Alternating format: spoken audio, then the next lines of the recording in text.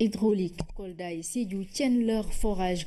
Alors que Tambacounda lance les travaux de son deuxième forage, les projets sont réalisés donc dans ces trois régions dans le cadre du budget consolidé d'investissement avec le concours de l'Union européenne qui accorde 18 milliards de francs CFA, nous dit Fatou Sakho.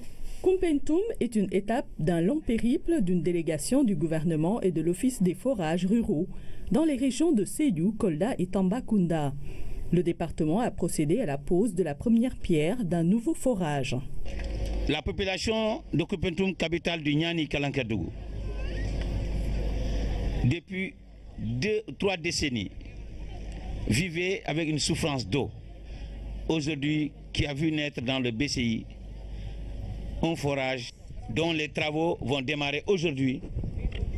Donc on dit une satisfaction totale. Ce deuxième forage va permettre à plus de 1300 habitants d'avoir accès à l'eau potable. À 5 mois, nous serons là aussi pour au moins vraiment la mise en eau de ce deuxième forage de Koumpentoum qui va une fois pour toutes régler l'alimentation en eau de Koumpentoum. Aujourd'hui, nous avons tous salué vraiment l'arrivée de l'OFOR qui est en train quand même de régler vraiment les problèmes. Autre localité, toujours dans la région de Tambacounda, qui a vu ses problèmes d'eau réglés, Touba Darussalam, qui polarise 9 villages d'environ 3500 habitants. Les populations ont inauguré leur forage. Ce financement rentre dans le cadre d'un programme de 18 milliards financé par l'Union européenne, 27 millions d'euros, pour les 3 régions de Tamba, Kolda, Sédhiou.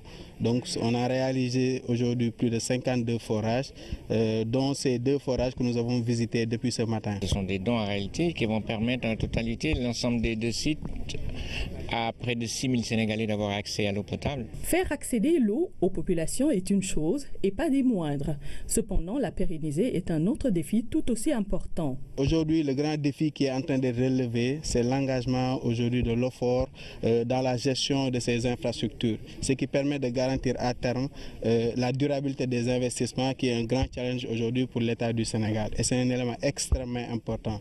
Pour les populations de Médina Pékane, dans la commune de Médina Gounass, ce jour est d'une grande importance.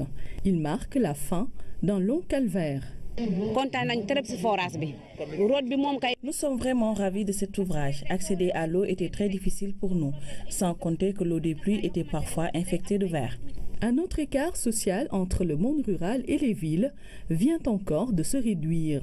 Ce que nous sommes en train de faire est en parfaite cohérence avec la vision de son Excellence, le président Macky Sall, qui fait de l'équité sociale un des piliers de sa gouvernance.